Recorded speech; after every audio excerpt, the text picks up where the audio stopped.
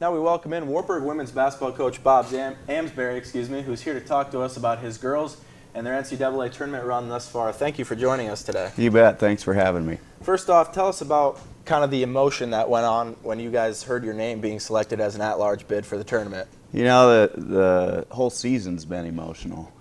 We started off so well and beat a couple top 10 teams in December and felt good about it. And then in January, we hit a little slide where we lost 5 out of 6. Then we got it going again toward the end. Won 6 games in a row going into the conference tournament, and then got upset. And I knew we had a chance going in to that last week, and I knew we were going to be a bubble team. Would either be one of the first teams in, or one of the last teams in, or one of the first teams out. And when our name called, it was just kind of like we got a new life and a second chance. So it was awesome. Yep. How have you handled kind of the roller coaster of emotion then this year? You know, we just try to keep our players steady the whole time, knowing that every team goes through ups and downs in a season. And really in our slide, when we lost 5 of 6, we were still defending very well. 4 of those 5 losses were by 2 possessions or less. So it was just a matter of sticking with the process and hanging in there and continuing to believe in ourselves and in each other. And I thought we did a good job of doing that. Obviously, you've won the first 2 games and are now on to the Sweet 16. What do those 2 games mean to you, and how do you keep it rolling? You know, it means a lot.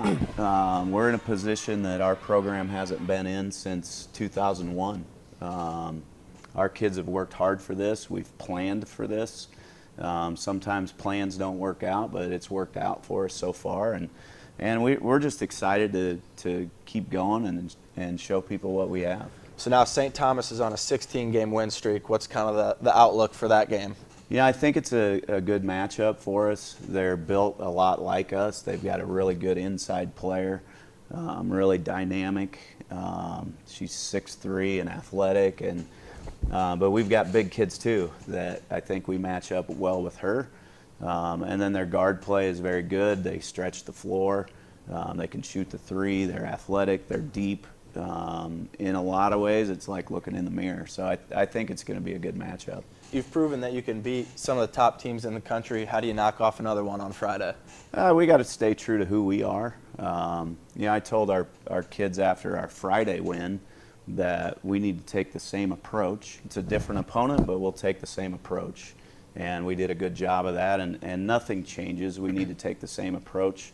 And we need to be a good version of ourselves. And if we're a good version of ourselves, I think we can play with anyone. You mentioned the approach will be the same, but how do you keep the girls hungry for more rather than getting complacent or being happy with how far they've made it so far?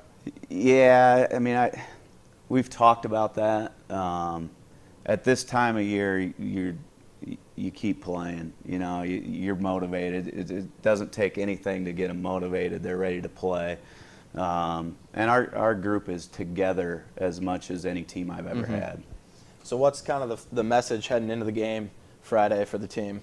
Compete hard, stay true to who we are, trust each other, believe in each other, give it our best shot. What's kind of the run you've had so far? What's that do to make your team whole, make your team as coming together as one? You know, it's easy when you win. I think teams really get tested when stuff gets hard, and stuff got hard for us in January, and we fought through that, and we fought through it together, and so it's just a matter of staying together. Even in a game, you know, if it goes well, it's kind of easy.